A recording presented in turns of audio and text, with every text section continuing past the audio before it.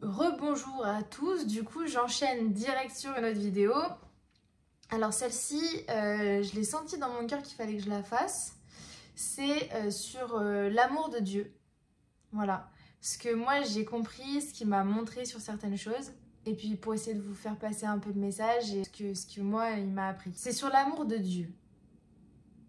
On redéfinit bien les termes. L'amour divin de Dieu, pas l'amour humain, c'est pas la même chose. Dieu m'a beaucoup transformée récemment sur plein de sujets et je veux en parler dans cette vidéo parce que je pense que Dieu me fait progresser d'une certaine manière et que le but c'est aussi de vous emmener un peu avec moi. Si vous avez vu mon témoignage qui dure 1h20, il est un peu long, le tout premier, ça a été, ma conversion elle a été très forte en manifestation.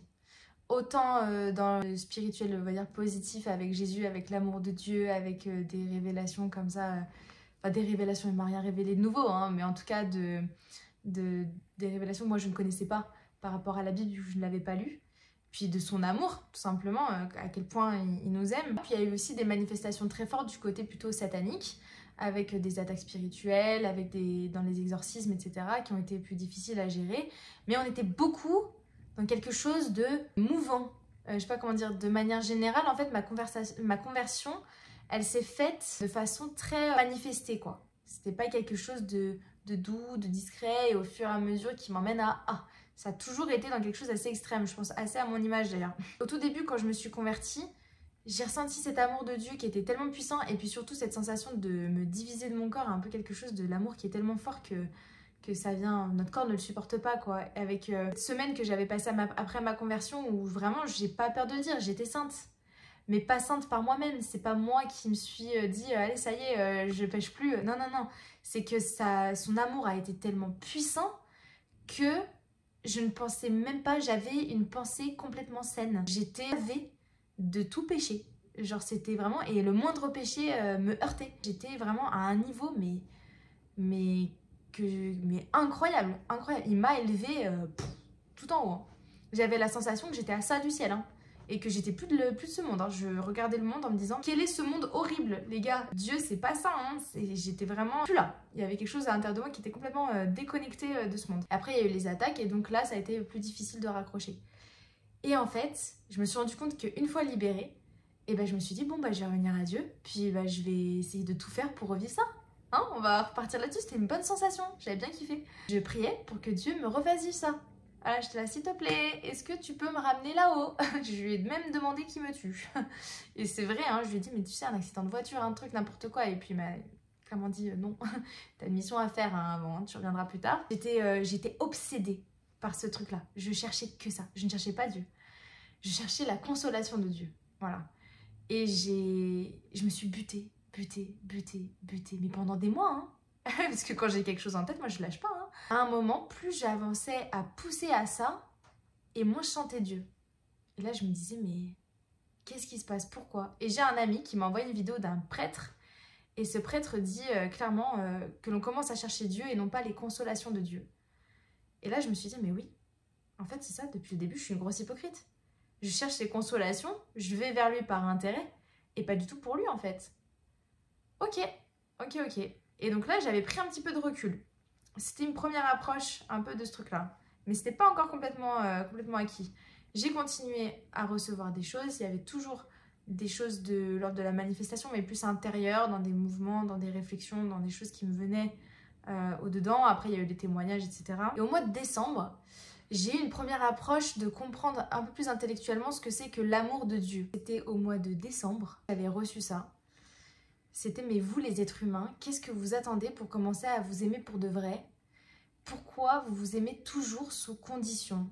Je vous ai demandé de vous aimer les uns les autres comme je vous ai aimé. Je vous aime de façon inconditionnelle.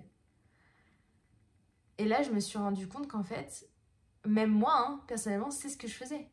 C'est-à-dire que j'attendais que la personne me donne, j'attendais que la personne corresponde à ce que je voulais, j'attendais que les gens m'aiment pour commencer à les aimer en retour, en fait. Et que j'étais absolument pas dans un amour sans condition.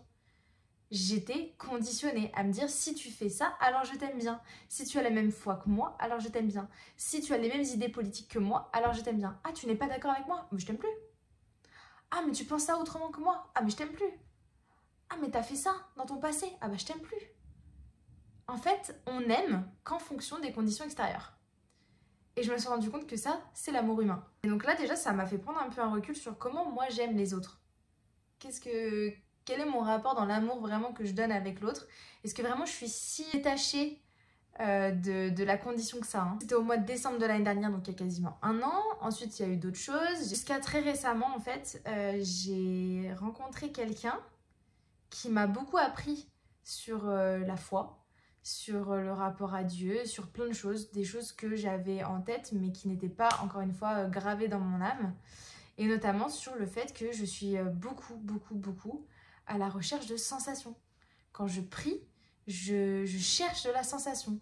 Et Dieu m'avait fait sentir que, attention aux illusions. Attention, parce que quand on est tellement parfois omnubilé ou même presque habitué à recevoir des choses, on a tendance parfois à entendre des choses qu'on veut entendre. Et plus à entendre Dieu. En fait, on n'est plus dans « je m'ouvre et j'attends que Dieu me donne », c'est « allez, je pousse. Est-ce qu'il y a quelque chose qui me vient? Est-ce que je sens quelque chose à l'intérieur de moi? Ah, ça m'est passé par l'esprit. Ah, ça me vient par là. Ah, bah, c'est ça. » Et en fait, c'est comme ça qu'on se vautre. Parce que j'étais, en tout cas, dans la recherche de réponses directes. J'étais tout le temps dans un rapport à Dieu qui était que il fallait que ce soit simple, il fallait que ce soit dans la manifestation, il fallait que ce soit dans la sensation, il fallait que je pleure, il fallait que je sois sensible, il fallait que je sois dans la sensation. En fait, je m'accrochais à Dieu dans la sensation. Si je ne sentais pas Dieu, pour moi, il y avait quelque chose qui avait été mal fait. Alors qu'en fait, non, c'est pas du tout ça. Au lieu de m'accrocher à Dieu, je m'accroche à ce que je reçois. En fait, encore une fois, pour dire à quel point c'est compliqué, hein, j'étais là-dedans, j'étais coincée dans ce rapport complètement par intérêt et par égoïsme profond envers Dieu. Et que j'utilisais Dieu comme un toutou.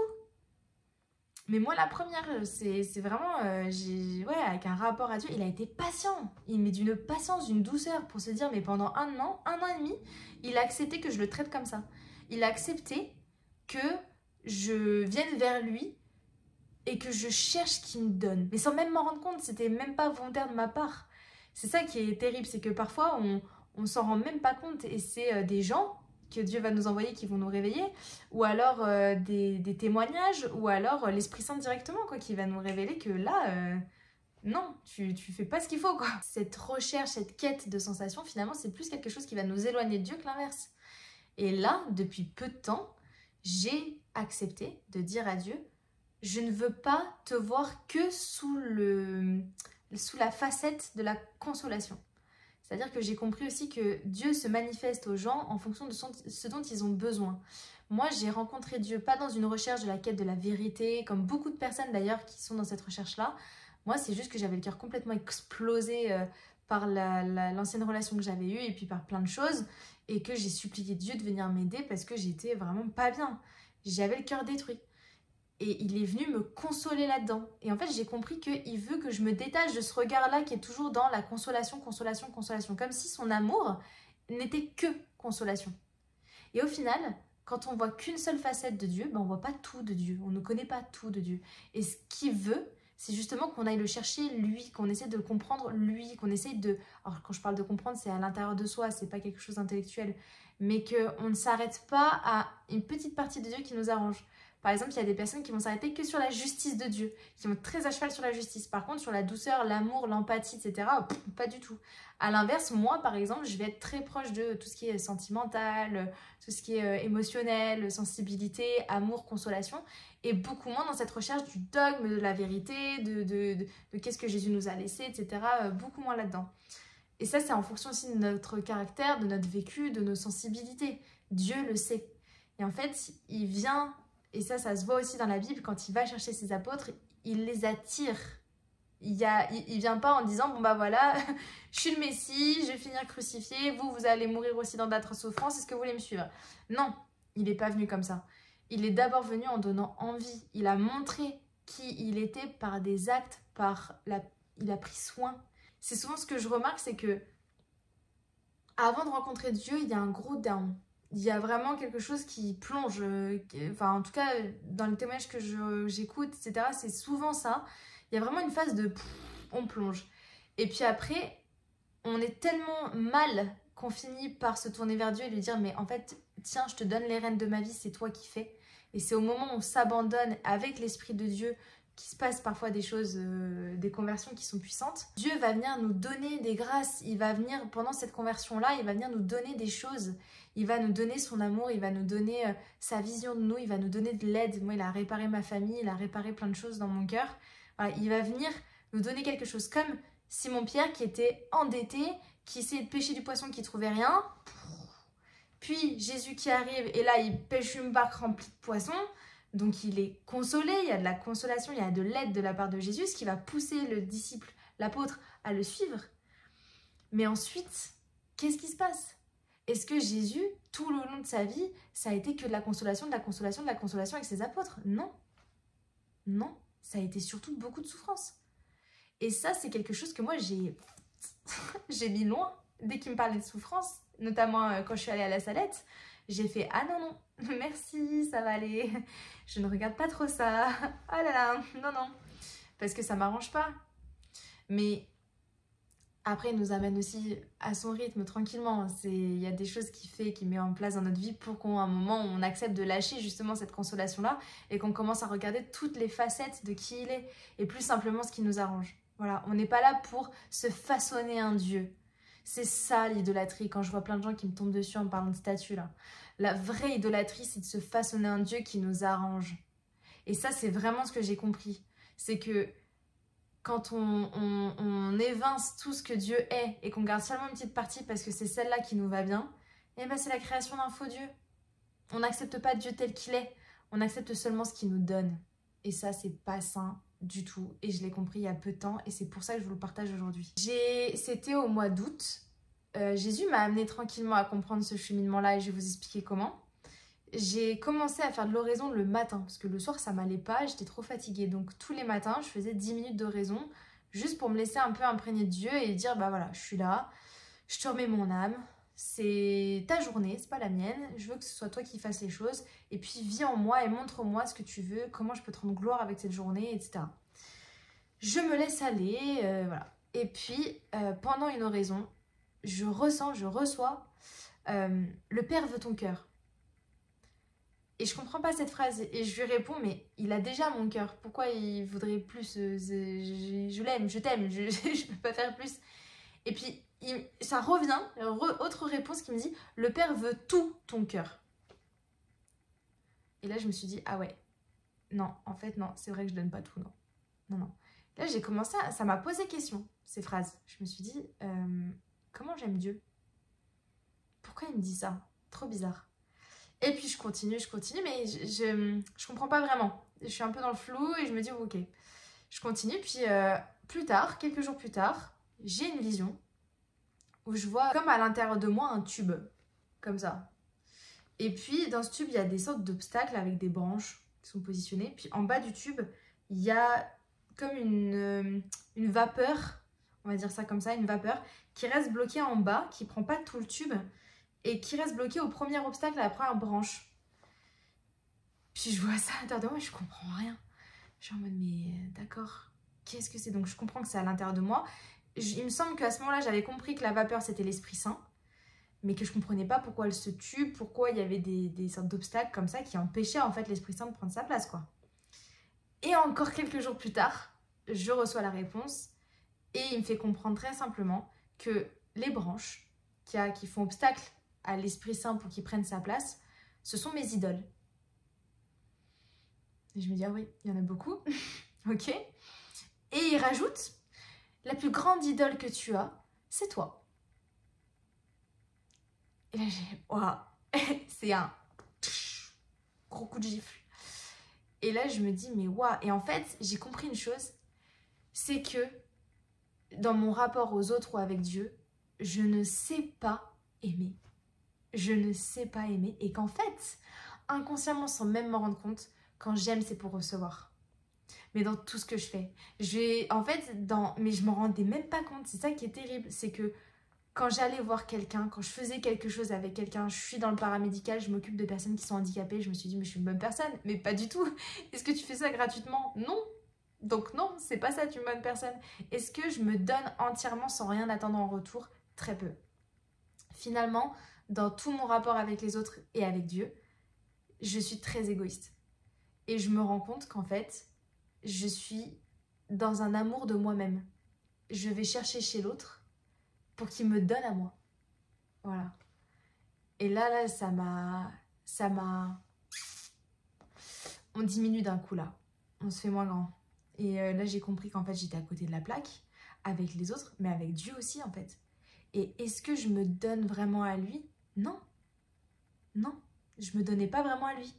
J'étais dans un rapport, encore une fois, de dire, bah, je te donne que si tu vas me donner des choses qui sont agréables. Mais si tu commences à me montrer des difficultés, si tu commences à me montrer la souffrance, si tu commences à me montrer des choses qui, moi, me font peur ou qui ne me plaisent pas, bah, je vais pas suivre. Je vais prendre de la distance et je vais m'éloigner. Et là, je me suis dit, mais comment on mesure vraiment l'amour? Et c'est en regardant le crucifix que j'ai compris que l'amour, ça se mesure au sacrifice et à la souffrance. Et pas du tout au sentiment. Voilà, on est dans un système qui a tronqué l'amour. Et c'est pour ça qu'aujourd'hui, l'amour humain et l'amour divin, ce sont deux choses qui sont complètement différentes. Parce qu'on ne sait plus aimer. Et on le voit par exemple dans des couples, dans des mariages. Aujourd'hui, combien de couples divorcent? On aime la personne tant qu'elle nous donne ce qu'on veut. Mais à partir du moment où il y a une difficulté, où la personne elle va être moins présente, où il va se passer des choses un peu plus compliquées, on va divorcer. Tout simplement. Parce que c'est facile. C'est beaucoup plus simple de lâcher et d'abandonner que de se battre. Et en fait, dans son rapport avec les autres, mais on est tout le temps comme ça. On est tout le temps. Le monde fonctionne comme ça. On aime la sensation. On aime recevoir. On aime vibrer. On aime les choses qui font du bruit. On aime être aimé. Mais on n'aime pas. Et si tout le monde se donnait entièrement, on ne serait plus dans cette recherche d'agrippement à un amour qu'on pourrait recevoir. Si je me donne entièrement à l'autre, et c'est comme ça que devrait fonctionner un couple, je me donne entièrement à mon mari, mais sans rien attendre en retour. Je lui donne parce que je l'aime, c'est tout, point. Si j'attends pas que lui il me donne quoi que ce soit. Si je suis complètement dans un amour désintéressé, c'est l'amour pur, l'amour vrai, et bah à ce moment-là, l'autre, s'il fait la même chose que moi, il va tout me donner et lui sera dans un amour désintéressé aussi et ça fonctionne. Et si l'autre, à un moment, si mon futur mari, à un moment, bah, il a un coup de mou, que ça va pas, avec moi il est distant, qu'il y a quelque chose, bah, je me dirais pas, ah bah c'est bon, il y a un problème, bon bah j'arrête, je vais prendre des distances par fierté. Non, c'est pas ça qui construit un vrai couple. L'amour solide, c'est de s'aimer sans condition, à l'image de Dieu, et c'est ça qui fait tenir. Dieu n'a pas attendu qu'on corresponde à telle ou telle chose pour nous aimer. Et moi, je me rends compte encore plus aujourd'hui parce que j'ai tellement été ingrate avant ma conversion, mais c'est encore pire depuis ma conversion, c'est-à-dire qu'il m'a tout donné et que pour autant je l'utilise. Après tout ce qu'il m'a donné, je l'utilise. C'est encore pire de se faire trahir par ses amis. Encore une fois, je l'ai utilisé et que j'étais incapable d'être dans un amour désintéressé. Et lui, qu'est-ce qu'il a fait? Il s'est sacrifié à la croix pour moi. Voilà ce que Jésus l'a fait. Il savait déjà tout ce que j'allais lui faire. Et pour autant, il n'a aucun regret de ce sacrifice sur la croix parce qu'il m'a aimé avant même que j'agisse. Il m'a aimé le premier.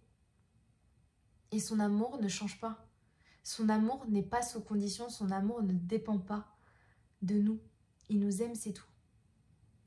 Quand est-ce que nous, on va fonctionner de la même façon?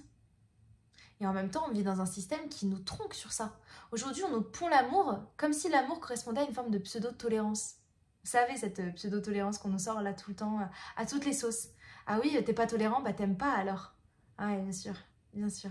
C'est quoi le vrai amour? Le vrai amour, c'est pas la tolérance. On parle pas de tolérance. C'est pas ça. Intolérance avec le péché. Mais tellement doux avec le pécheur. On aime les gens, mais on n'aime pas les idéologies qui sont malsaines. À un moment, il faut arrêter de nous dire que si on n'accepte pas le péché, alors on n'aime pas. Justement, c'est l'inverse. Quand on aime, on corrige. Et ça, c'est quelque chose que j'ai vraiment compris. Même Dieu me l'a montré, que quand je me mettais en danger, j'ai senti son autorité pendant les exorcismes. Il m'a fait comprendre que là, j'étais en train de me mettre en danger, que ça suffisait. Et maintenant, il faut être assez humble pour accepter d'être corrigé. Et il y a une fois où j'ai dit à Dieu, je ne comprends pas comment des âmes peuvent aller en enfer et peuvent te rejeter. Et il m'a dit, détrompe-toi, beaucoup de personnes seront incapables de se repentir face à moi. Qui accepte ici d'être corrigé? Qui accepte ici de se dire, ah bah peut-être que non, en fait, je fais pas si bien les choses que ça, en fait. Peut-être que je suis pas la personne si belle, si amour que ce que j'ai l'impression que je suis. Non, on a toujours un travail à faire sur nous-mêmes. C'est justement ça le chemin du chrétien. C'est ça aussi la croix. Ce que j'ai compris, en fait, c'est que la plus belle preuve d'amour qu'on peut donner à Dieu, c'est d'accepter de souffrir pour lui. Et que maintenant, c'est ce que je fais. Quand je souffre, quand je me fais humilier, quand je me fais trahir, pour lui, et ben je lui montre. Et je lui dis, voilà ce que j'accepte de vivre parce que je t'aime. C'est plus pourquoi tu me fais vivre ça, pourquoi tu me fais souffrir, et pourquoi je vis ça, et qu'est-ce que je dois en tirer, je me fais des nœuds au cerveau. Non. Je le vis, tu l'as permis, et ben je l'accepte parce que je t'aime. Et que ma souffrance serve à telle personne ou te serve à toi, et toi tu la redistribues comme tu veux. Mais en fait, le vrai amour, c'est l'amour qui se sacrifie. Et qui sacrifie aussi surtout son ego. Et qu'on arrête de placer notre ego avant l'autre. Ah, tu me donnes pas, tu nourris pas mon ego comme je voudrais, bon bah je te quitte. Non, non, non. Ça, faut vraiment que ça cesse. Et j'espère vraiment de tout mon cœur que les Français et le monde en général, surtout les pays européens, quand ils reviendront au christianisme, on réapprendra à ce que c'est vraiment que d'aimer. Il y a des gens qui peuvent être très durs dans la forme, qui peuvent être très secs, qui aiment, mais 10 000 fois plus que quelqu'un qui est mou, qui est tolérant avec le péché, et qu'on pourrait se dire en le voyant, waouh, il est trop souriant, il est trop gentil. Mais non, c'est pas à ça qu'on voit l'amour. C'est qui accepte de souffrir pour l'autre. Et ouais, on nous a dupés, on nous dupe, on nous cache la vérité. Et un jour, on sera jugé, rappelez-vous, sur l'amour pour Dieu et l'amour pour notre prochain. Et l'amour pour notre prochain dépend de Dieu. On ne peut pas aimer notre prochain sans Dieu. Toutes les vertus viennent de lui, encore une fois. Comment on sait, si on se regarde là 2 minutes tous ensemble, c'est qui arrive à aimer Dieu pour qui il est? Qu'on aime Dieu? Est-ce qu'on aime notre ego à travers Dieu? C'est ça le truc. C'est qu'en fait, quel est le but? Quelle est l'intention, le réceptacle de notre amour? Est-ce que c'est nous-mêmes ou est-ce que c'est pour Dieu et pour l'autre? Voilà, l'amour désintéressé, c'est ce qu'il faut viser. Et ça, encore une fois, c'est pas évident. Et si je vous raconte ça vraiment parce que je suis la première à être une égoïste de première. Et que je m'en rends compte en fait quand je grandis dans ma foi. Jette pas la pierre, c'est pas non plus de se culpabiliser en disant « Oh, j'aime pas correctement, je suis quelqu'un d'horrible ». Non plus. Non plus. Ça aussi, le démon, après, il peut vous tenter aussi dans des pièges qui peuvent être très puissants, vous en croire que vous êtes incapable d'aimer et que vous n'êtes pas quelqu'un de bien, etc. Non. C'est pas de se torturer l'esprit, c'est plutôt d'aller voir Dieu, de dire bah, je me suis rendu compte que je t'aime pas comme je devrais t'aimer. Alors donne-moi la grâce de discerner. Donne-moi la grâce de me montrer comment je dois t'aimer. Voilà, c'est de laisser Dieu nous transformer encore une fois. Voilà, j'espère que cette vidéo, elle vous aidera. C'est quelque chose que j'ai compris très récemment. C'est vraiment très récent. Et peut-être que, ouais, j'aurais aimé qu'on me le dise. Peut-être que ce sera une petite note de compréhension intellectuelle et puis qu'un jour, l'Esprit Saint vous révélera ça de façon personnelle et véridique dans votre âme qui sera gravée. Voilà. En tout cas, je vous le souhaite et je prie bien pour vous. On se retrouve encore pour une autre vidéo, du coup, à la suite. Voilà, je vous aime très fort. Prenez bien soin de vous et puis à tout de suite.